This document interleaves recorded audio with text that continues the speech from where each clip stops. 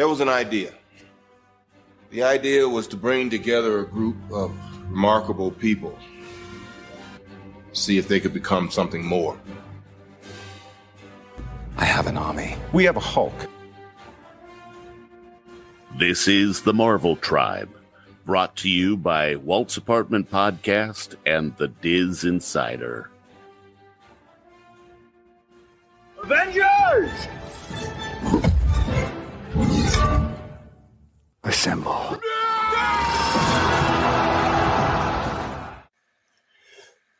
Why, hello, everyone, and welcome to the Marvel Tribe. We are a group of excited and passionate individuals who have come together to share our love for all things Marvel. We are brought to you by Walt's Apartment Podcast and the DisInsider.com. I am so honored to be joined by this amazing group of Marvel nerds. From the big screen to the small print, feel the pulse in your chest so you know you're alive. One team, one love. It's the Marvel Tribe. Whoa, welcome. We got another episode of She-Hulk to cover with you guys, and I'm joined with my co-host, Brianna, here. How are you doing, Brianna? I'm doing good. So how many times did you actually watch this show? I watched this episode twice. I watched the first episode like 3 or 4, so we'll see how my memory goes. Yeah, how about you? Far, I'm enjoying it. It's actually I was actually expecting this episode to kind of suck, as not be sucky, but kind of just how it kind of takes a little decline. You're excited for the first one and then the second one because it's starting the build up piece. But I'm in. I'm loving it. I like this one better than the previous episode. So we get to share with you guys our play-by-play and the episode breakdown here, and there are some really cool Easter eggs here I'm excited to share. So if you haven't seen it, spoiler alert, you should have seen it already. It came out Thursday. It's the next week, Monday. So with that said, this episode we're going to talk about, let me see here. My co-host abandoned me for a second. I'm back. I'm sorry. All right. I felt alone for a minute. It's like I'm just talking to the audience. I realized my really noisy fan was on, and I was like, if we get back through this recording and I hear it the entire time, I'm going to be so mad. Yeah. It's like, man, they shot that episode in the moving car. It's like, yes, yeah. We did. Because we're doing, daring and new things. So this week's episode 2, actually, it takes place immediately after her first court case where she makes the She-Hulk appearance. And so, it's in the news, she was kicking butt against Titania, who was a super influencer who kind of went rogue for some reason. I'm sure we're not traffic court. So yeah. I was like the most basic thing ever. So she had a roid rage flip out over that.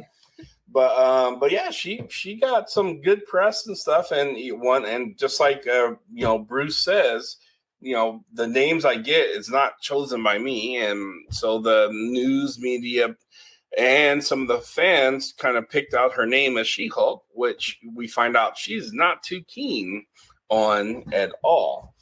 I mean, I think the one guy said Chick Hulk, so it's better than that at least. In fact, I've seen that guy before too. I was trying to, for the life of me, it's hard to research extras, just to kind of give you guys a little bit of a background about that, because in Shang-Chi, there's an extra that's on the bus scene that is also the same guy that's in Spider-Man. He's the guy that tells Spider-Man to do a backflip and stuff. And then he's on the bus when Shang-Chi is going through the fight scene and he's recording. So they're Marvel's known to recycle extras, which is kind of cool. It's a good job if you can get it. But I know he's from somewhere else, and I think he said some slick stuff in the other show or movie that he was in too. That was kind of misogynistic, I guess is the best way to say it. So this was on brand for that character. But I promise I'll do more research, and next week I'll have the answer and stuff. And what was the other slick stuff he said. But anyway, not to go down that rabbit hole. So it picks up. They're at their local bar where all the lawyers and they hang out and stuff. And this is where the paralegal's kind of going over like, yeah, this is your name, She-Hulk. Just and Jennifer's like, oh, you got to be kidding me, and it's like just kind of embrace it. So she turns into so she's a Jennifer, but before she goes into the bar, you can hear him chanting She-Hulk, She-Hulk. So she changes into the She-Hulk, and and she's greeted by adoring fans and everyone and stuff, and plus the fact that the She-Hulk has a high metabolism, hanging out at a bar getting people buying you drinks and stuff. It's a nice matchup. Now, go ahead. I'm sorry. Oh, yeah, I was gonna say she's been called a superhero a lot. She was getting that a lot while in the bar, which she is not a huge fan of. No, that was not her goal. So no, she just wants to practice law, pay off her student loans, pay off her 6-figure student loans. Yes. So they go into the bar and they're celebrating and they're having a drink because they thought they won the case. And then her boss I'm sorry. Her associate, the guy, which is the weirdest guy. This dude is super jealous of her. Goes up to her and it's like, how did you become the Hulk? Like, and she's like, that's a story for another time. And he just filled in the blank and was like, oh, nepotism. It's nepotism. That's how. That's the. So this guy's obviously an idiot who probably barely made it through law school and stuff. When he left, he said, there's a hot chick over there. I think I'm gonna talk to it. It's it. I don't know about you. I picked up, and my daughter, damn sure, picked up on the it thing, and she's like, yep. Those guys are, they're kind of all over. Yep. But then this is where the boss comes in, and and Jennifer's thinking she's going to get some kind of celebratory congratulations or something, and the boss like, I need to talk to you as Jennifer, not as this spectacle and stuff. And she's already she's like, all right. So she changes back, and after she's had quite a bit of drinks, she falls straight on her ass because her metabolism is built different, and when she's Jennifer versus She-Hulk, all that alcohol that She-Hulk had hits her at once. So I thought that was a nice little detail that they added in there. Yeah, that was good. I was like, he comes in, and I was like, this is not the appropriate conversation, or not the appropriate setting for this conversation. No, not at all. So she picks herself up off the floor, and so he goes over and it's like, we lost this case. And she's like, no, we didn't lose the case. It's like, they declared a mistrial. The other lawyer got convinced the judge, that the jury's biased and stuff, and because you saved your life. And she's like, well, what did you want me to do? I mean, let a desk crack them over the heads and stuff. And he's like, no, you did the right thing and stuff. It's just cost us the case and stuff. You doing the right thing. So she's all thinking that he's being sympathetic to her. And she was like, well, maybe next time, we'll get them. And that's where it's like, yeah, you're not following what I'm putting down. You're fired. Basically, which is a horrible. Who fires someone at the bar? At a bar, I'm sorry, yeah. An employee been drinking. She's picking herself off the ground. It's the one place you have no control over someone's response, how they react to the news. So, and especially someone who you just recently saw turn into the Hulk. So, but he was brave enough to say, "Hey, you're fired. You're pretty much." Going to taint the DA's office and stuff because people are going to treat you like celebrities, and that's going to be a problem. And so, so basically, so she got her celebration turned into bad news very quickly and stuff. So with that said, she was out of work. I'm trying to remember. The next scene was her pretty much. It was a montage of her applying to go work at other places, and she's getting the same kind of response. And this is the piece where I'm going to say my 20-year-old daughter is, for me as a dad figure, great insight on how women kind of get treated out there, because she did mention like if Bruce Banner happened to get fired as a scientist, there wouldn't be a place in the world that would turn him down and wouldn't want to be his bro and his best friend and everything else. Like, yeah, come this way. In fact, can you be the Hulk? And you want to play on our team football league, or it'd be that kind of approach. But she was getting doors shut in her face left and right, saying no, it's a distraction. You're not a right fit. It just wouldn't work out, and all that other fun, rejecting stuff that you get from companies and stuff. And so she pretty much was like, my entire future is gone, because of me being the Hulk and stuff. And this is the part, she was looking at the newspaper and she was reading, and I should have wrote this down, but she was looking at a occupation to be like a character or something. It was like for starting over, best top 10 occupations for starting over or starting a new life, something like that. Yeah. So, yeah, she was looking at that. But if you actually looked really, really close in that newspaper article and stuff, you would have saw there's another headline there that says there's a bar fight with a guy with metal claws in it, which, I mean, not to be on the nose, but that is definitely Logan. That is Wolverine. And I mean, both of those things screams Wolverine. So the guy with metal claws and a bar and a fight. I mean, yeah. So that was kind of interesting, because we're slowly getting filtered in mutant X-Men related stuff in a lot of these series going forward. So glad to see it. That was a really cool Easter egg that they did. What was it? She had was the dinner before the hiring? It was, because because her cousin's there. Yep, that's right. So her and so after they're doing the job search, her and her paralegal, which she didn't get fired, but she's loyal, so she goes, I go, kind of mentality. So she had to go to her dad's house for family dinner.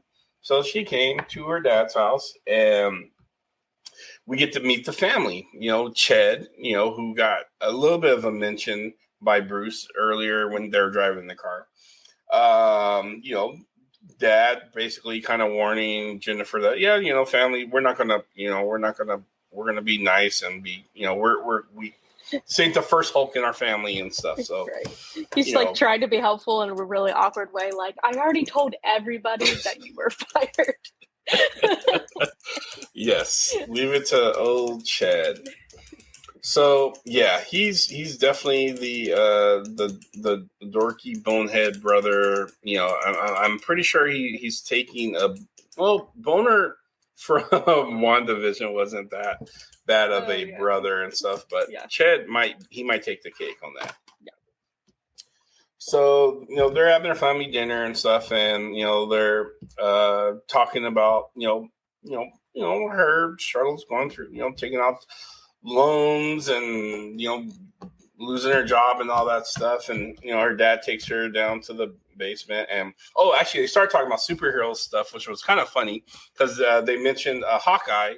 The dad did, and it's like, I wonder what happened to Hawkeye arrows and stuff. Does he go around pick up all of those and stuff?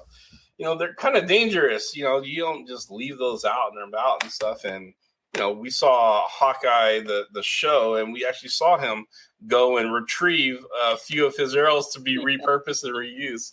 So that was kind of funny. So it's like, I really like those little tie-ins that you get. Really helps realize that all these shows are very, very connected. Oh yeah, absolutely. And so for me, I'm gonna say this. So I'm part of the Generation X crew, and anyone who watches the show that's a part of the Gen X crew, we realize very quickly who Jennifer's dad is. So that is Larry from Perfect Strangers. That's his character's name. So there's a TV show in the late 80s, early 90s called Perfect Strangers, with Balky. I can't believe I remember that name. It was a guy from with a foreign accent, and Larry, who was the American cousin, and Jennifer's dad is Larry. So that was a really cool. That I know it was a fan service because Perfect Strangers has nothing to do with Marvel. I was just really happy to see that actor still around, and I recognized them instantly. So I don't know if you've seen Perfect Strangers. I have not seen Perfect Strangers. So. Okay. Yeah, I did not catch the Yeah, I watched it right after Growing Pains and stuff with Michael J. Fox or Alan Thicke or something. Old school stuff, old school TV. So that was cool to see that happen and stuff. So anyway, Dad's giving her old pep talk and stuff. Just kind of stick to it. Something to turn out for you. And I'm trying to remember the next part of this. We try to do a good job of going not scene by scene as much, but just kind of talk about the relevant parts of the show. I believe she goes home and she gets a call from I can't remember his name, but it's from the law firm group that went against her office when she for the first case that she did. And he called her directly and offered her a gig. She basically said, I will only accept this job if I can hire my own paralegal, which he pretty much illustrated to her. He could care less. Yeah. That's like saying, if you buy my pencils, I mean, he really could not care. It's like, okay, I don't know how to care lesser than that question. So I'll see you tomorrow, in the morning and stuff. And so, yeah. Oh, yeah. She was at the bar when this happened because she said the guy was, I think, offering her another drink. And she was like, oh, no, I'm on a budget right now. Yes, that's right. That's right. Yep. We've all been there before. Yeah. Yep. You got a budget drink, and so you got to take it slow. So she got offered a gig, and why can't I remember the name? It's a bunch of initials, ends with H. G. I was gonna say this was one of the things I meant to look up before this. And I think it was GSK and H, or I'm not even going to try because I'm going to butcher it. Anytime there's 4 letters, that's a little too much for me if I don't have it written down. But so I'm going to just say NH, the NH law firm. GLK and H. Thank you. I knew it was G something. GLK and H. Quick little Easter egg. Those names actually are representative of the creators of the Incredible Hulk and She-Hulk and stuff, including Stan Lee. So L is the Lee for Stan Lee and GLK and H. The other ones, don't ask me. Do your own research and stuff on that.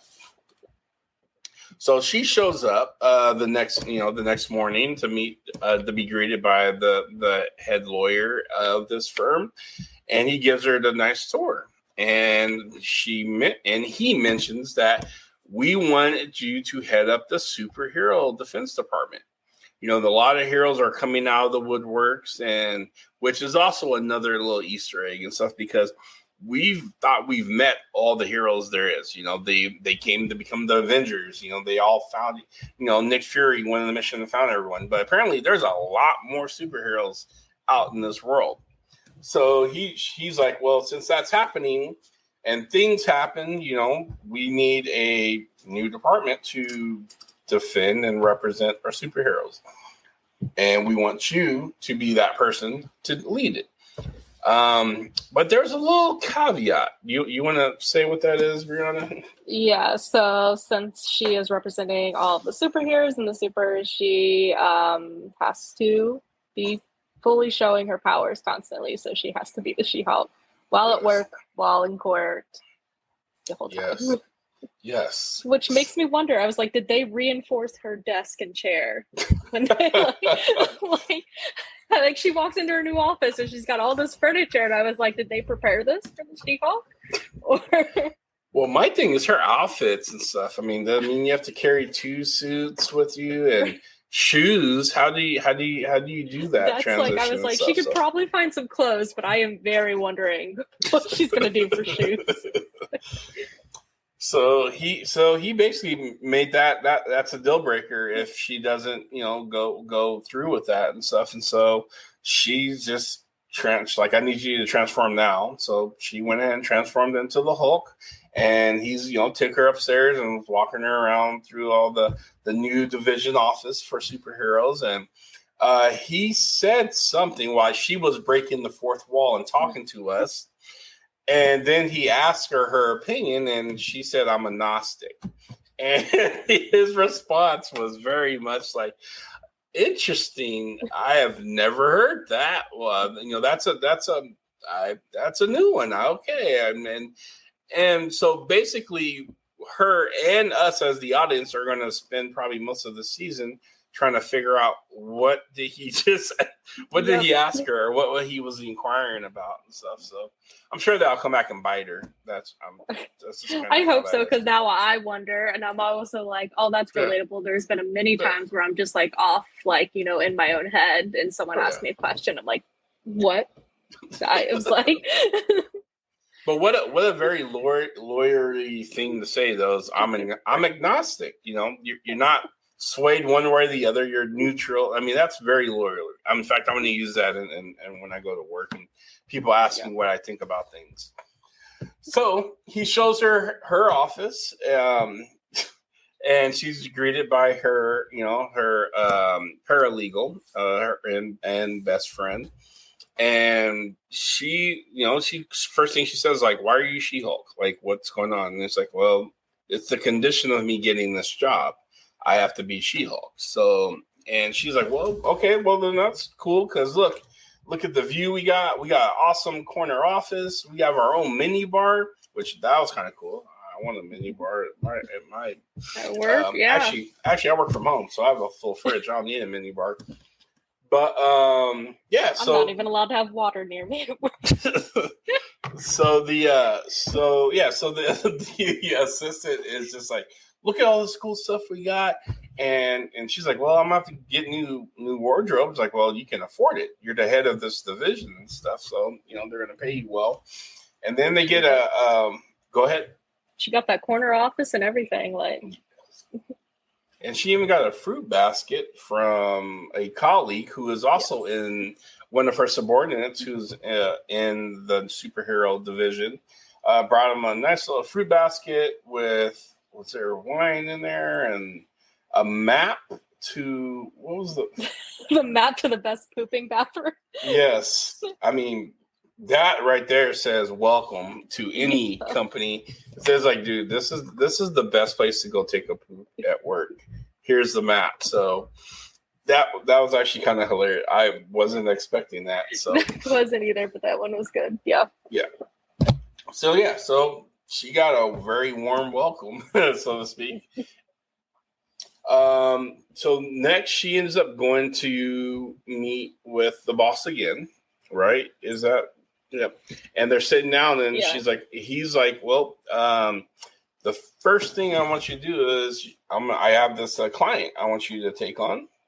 Got a raw deal from the state. They're prosecuting them and stuff, and we think you'll be a good fit." And he said his name, Emil Bronsky.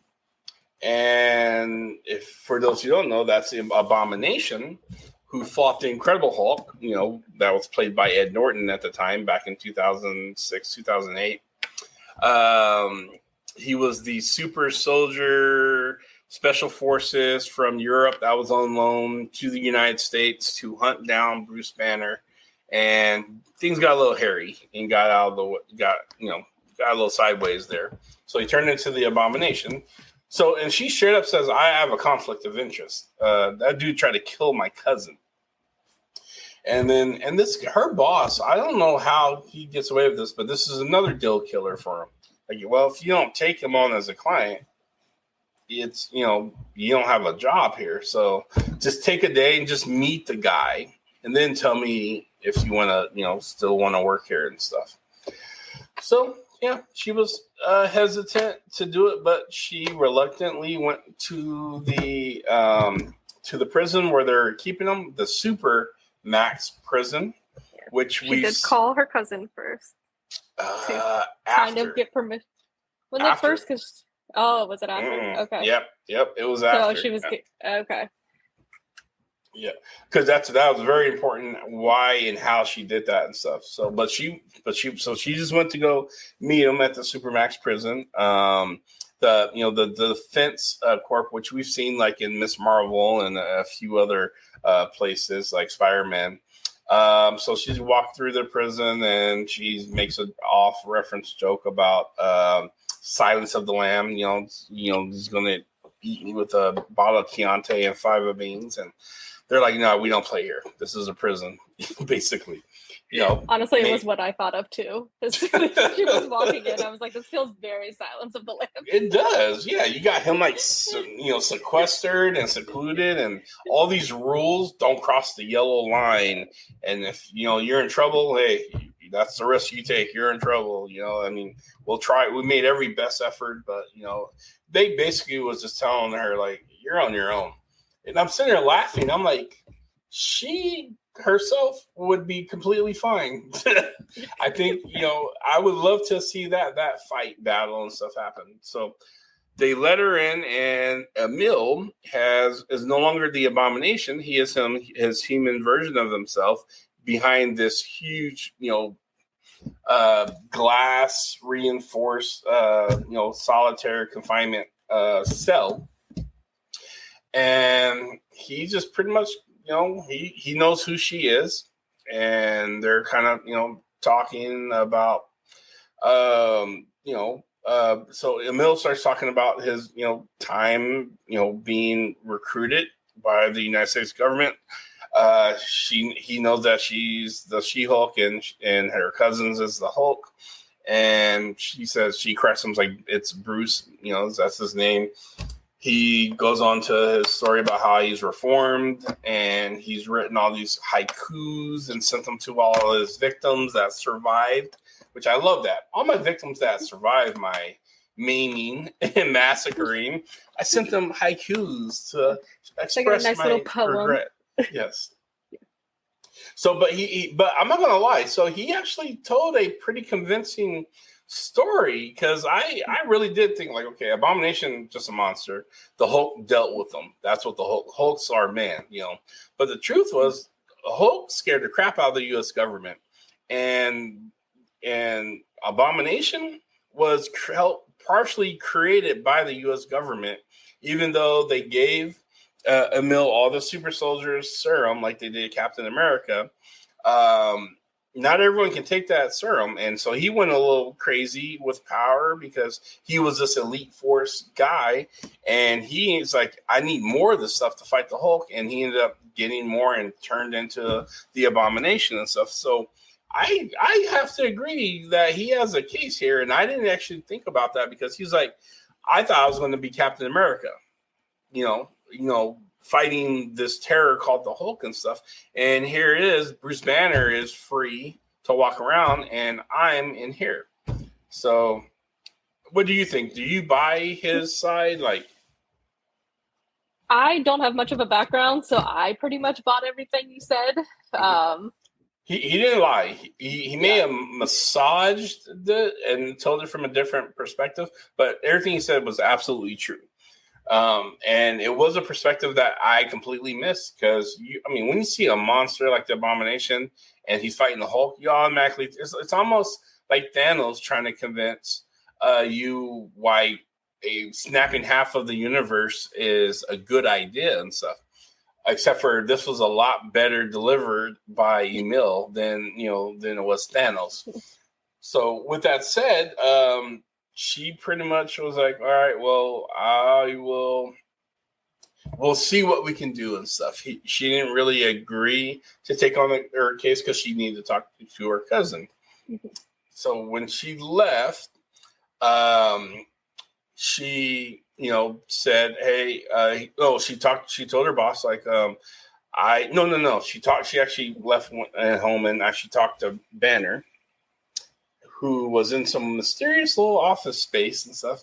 But she really was trying to sell this, like, I want to take on this case, and wouldn't let Bruce speak at all and stuff like, I just, I met with the guy. He's like, yeah. And Bruce trying to, tell her like, hey, yeah, I think and basically you're just telling me you took him on as a client. That's all he was able to get out. And she's like, yeah, because I did.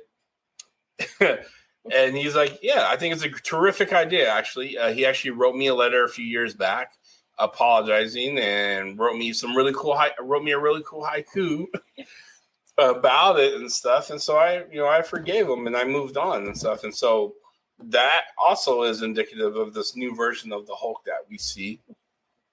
But yeah, so she got her blessing from her cousin, and she has her first client, which is a mill or the Abomination and stuff. And he made a little line that I thought was funny, since it wasn't him in the Hulk movie. That when he say something like, I was a different person back then. Literally a different person. So that was a nod and a reference to Ed Norton, who Mark Ruffalo replaced to play the Hulk in a lot of the MCU series. So the original Hulk, even though it was a different actor, is canon to the MCU, the one with the Abomination in it, but it was played by a completely different actor. So that was a nice little poke fun shout out, to the original actor, because he said, yeah, I was definitely a different person, literally. I do miss that Hulk though. Ed Norton is another thing. I do like Mark Ruffalo, but that version of the Hulk was, I hope we get to see him again in the future. But he's going to have to get super angry for us to get that version back. So with that said, she calls her boss and tells him like, yeah, I agree. I settled, I worked out, my objections and my issues and stuff like that. And I think we have a case too. I mean, I really do think we have a good shot of getting him paroled and everything else in light of the new evidence and everything else.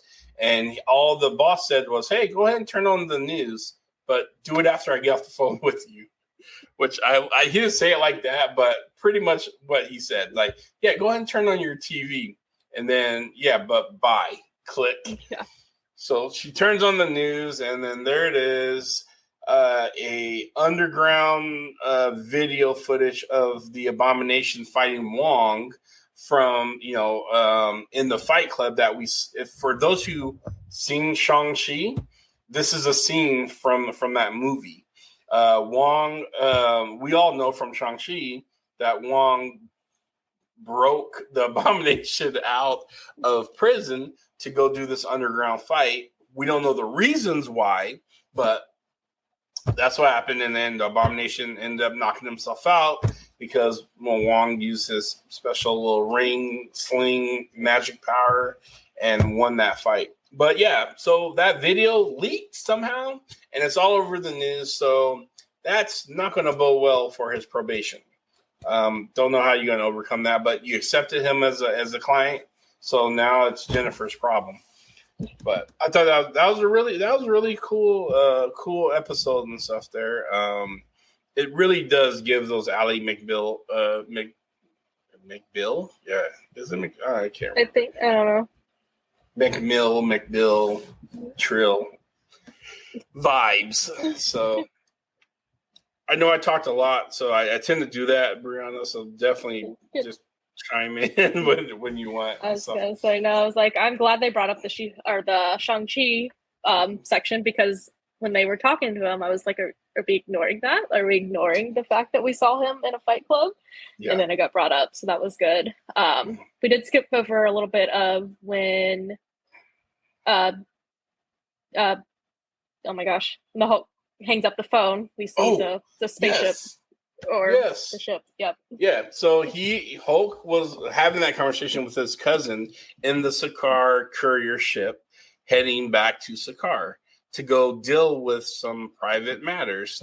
So that's all. And I said last episode we're probably not going to see the Hulk again, but I guarantee this episode was the last episode. We're going to probably see the Hulk, because whatever the Hulk is up to is going to get revealed later, not in this show. I think it's just one of those nice, cool little boom. Now it's my cousin's show. I'm gonna let her have it. Yeah. But here's what I'm doing, and I'm thinking at D23 we may get a reveal of actually what Hulk's doing. I'm hoping it's a setup for World War Hulk. Obviously, if they do that, they're not sticking to the storyline. And Marvel's pretty good about not doing that.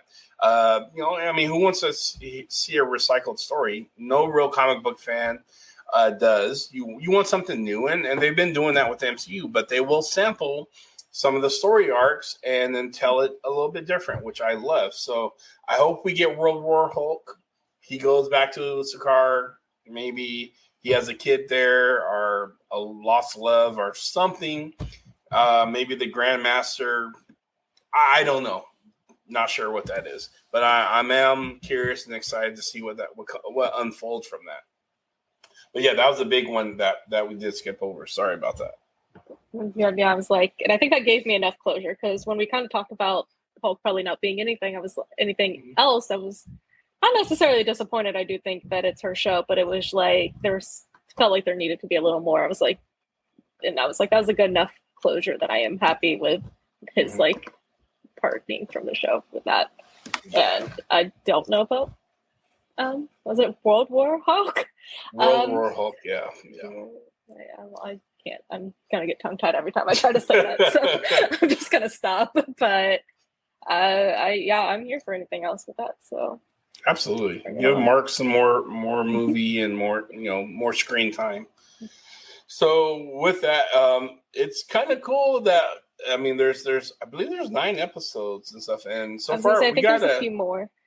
We got an extra credit scene from all of them so far. So this one, we got the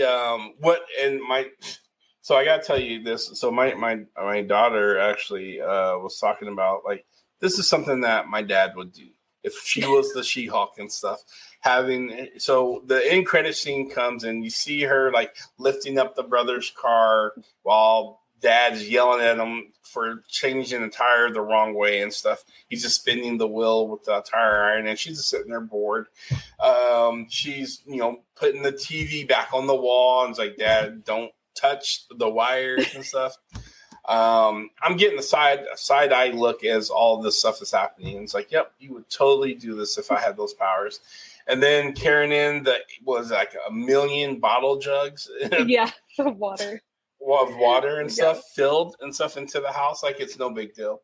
The picture at Venice Beach because they're based in LA, and the other I forgot to call them the lunkheads, the body lifting bros and stuff are pretty much like in awe of Jaws dropped as she's like lifting up some weights and stuff like easily. Yeah. So she started to embrace her Hulk side of her character and stuff. So I like to see more of that embracing and stuff. And I am interested to see how things are going to play out in courtrooms and stuff. So I'm curious what they're going to do with the Abomination, the next series. I'm pretty sure we're going to get Wong because dude's the one that broke him out. So right. Yeah, we have to. And we saw a little bit of him in the trailer and stuff too. So this is probably right about that mark where we should see him. I don't know if we'll see Doctor Strange, but we'll definitely see the Sorcerer Supreme Wong himself. Other than that was it for the episode. Do you have anything you're looking forward to, or you think we'll see next episode 3? Yeah, episode 3, I think, just kind of going to go into the Abomination case, and I really just feel like it's onward and upwards from here. Like, I think we have set a very good base for this show, and I'm very excited to see where it goes. Yeah, absolutely. I don't know where it's going to end though. Like, I don't have a full on series prediction for this, but yeah, I don't either. I think there's going to be a splitting of the arc where she's going to have to. Right now, she's only focused on being a lawyer and being the She-Hulk, but there's going to be a time where she's going to have to focus on being the She-Hulk and being a crime fighter, being that superhero that her brother said she's like forced into. We saw a little bit of that in the courtroom, but we're gonna, I think we're gonna get some multiple dimensions and stuff. We're gonna get she's a single girl or single woman, sorry, and she's living her life. She's the head of a new division. She's really diving into the lawyer side of things, but I think we're gonna see some more of the street justice and superhero situations and stuff, and I can't wait. I'm here for it, and I can't wait to see some of these cameos. We should be getting a lot more familiar faces from other MCU movies and shows and stuff that may grace the screen here. So I'm excited for it. Can't wait for episode 3.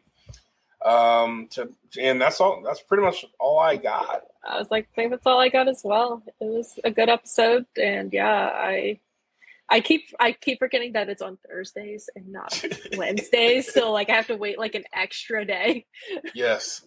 Oh my God. I now have insomnia because being here on the West Coast for those listeners who are not, when Disney stuff airs like Wednesday, that means a lot of us stay up till midnight to catch the midnight showing is what we call it.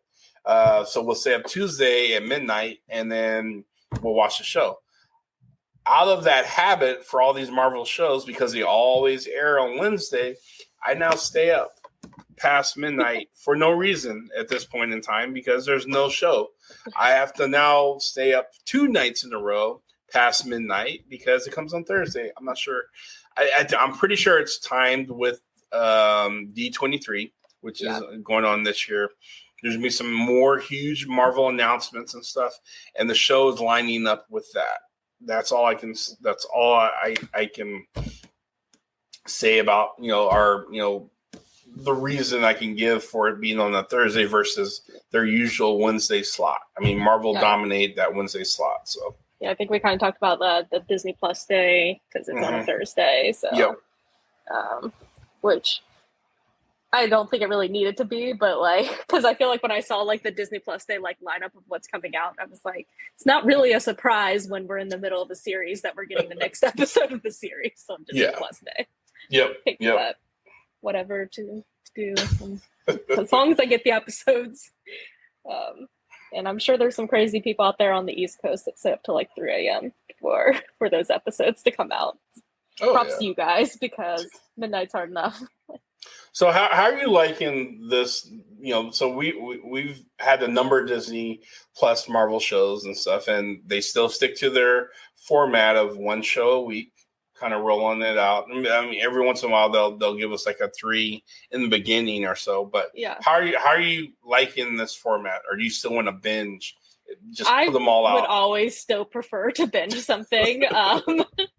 It keeps me a little more focused because I lose details of the show when I wait a week.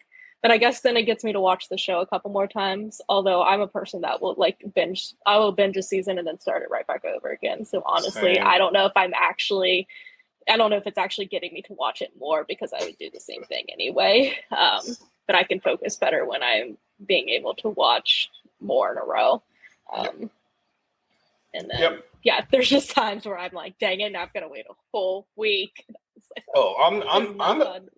I'm the same. I gotta admit that the first show I've watched, and it wasn't a Disney Plus show that got me hooked on binging, was The Office. Because I never actually watched The Office when it was out on NBC.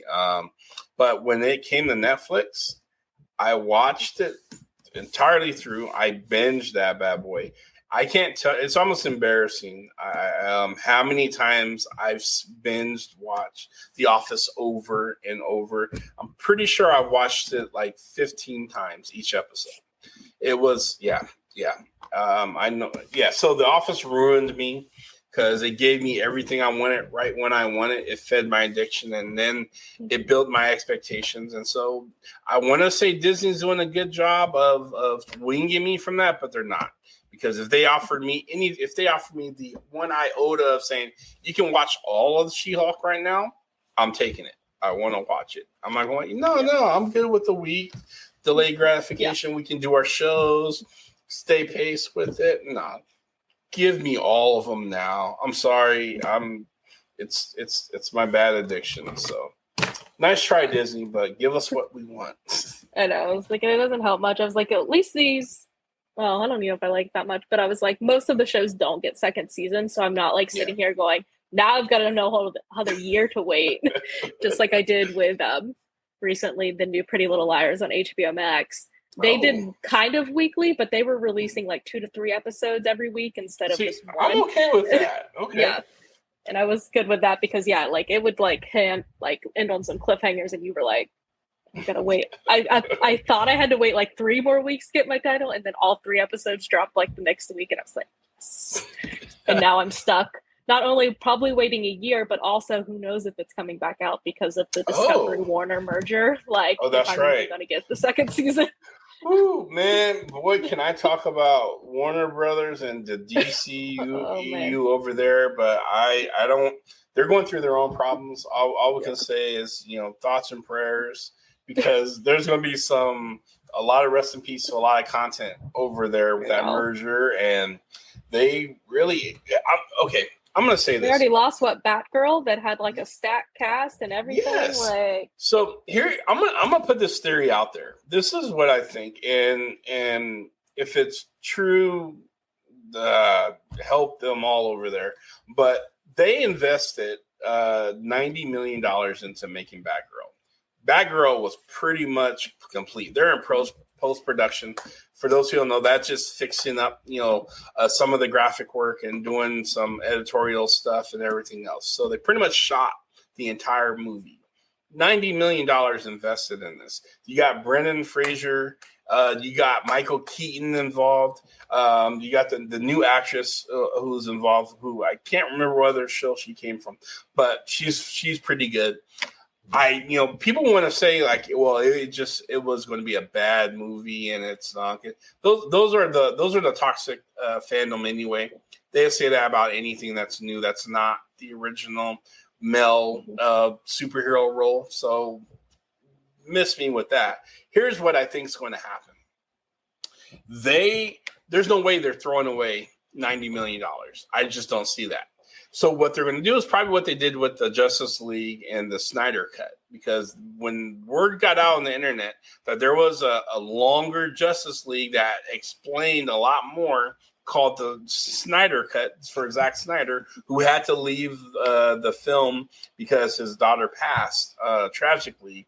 The internet was in a roar, and they signed petitions and everything else, and they got more fanfare for the Justice Leagues than if it didn't ever get leaked out and stuff. People were demanding it and watching it and giving it, and in fact, it got better reviews than the original Justice League. And I'm gonna be honest, I wasn't a big fan of the original. The 4-hour Snyder Cut was better, but how much of that was the hype and just seeing another remake of a movie that we wanted it to be better? I don't know, but I think they didn't show Batgirl. They're gambling on the internet again to make this a big thing. I wouldn't be surprised if Discovery, HBO, Warner Brother, whatever they are now, start an online petition themselves to get this fanfare going. It's like, hey, we need Batgirl. This ain't fair. You got amazing actress, woman of color and stuff. We want Batgirl to be released. It's finished. Then, the execs are like, oh, okay, we'll release it on our HBO Plus thing and in theaters. And then it's going to go to number 1 and they're going to make a killing. And it was all a marketing scheme. That's how my evil brain works, because whatever they're doing now ain't cutting it. It's not working. So I want to think that they're smart to not throw away $90 million and stuff. But who knows? They could be that stupid, and they could just shelf it, and we'll never see it ever again. So, or ever. I know. With the merger, I have really no idea what's going on. But I was like, I feel like when DC hits, they really can hit. Like, I love the new Batman. Yep. I love the new Suicide Squad. Yep. I was a big fan of Birds of Prey, and I really like their HBO Max show, Doom Patrol. Like, I was like, I mean, when they hit, they can. They just they try too hard on some They do. things. Like they try keeping up with Marvel, which they shouldn't. And No. Be your own man, DC. Build your own universe in the way you need to.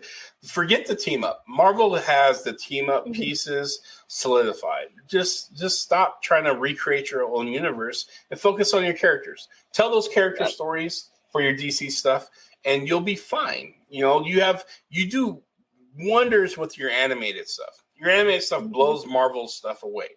And I'm a Marvel fan, and I'm telling you, your animated stuff is superb because you focus on the characters. You're not trying to build a universe in this world and try to make everything mesh, and then you get into the whole actors and everything. It's just you don't have the finesse that Kevin Feige has.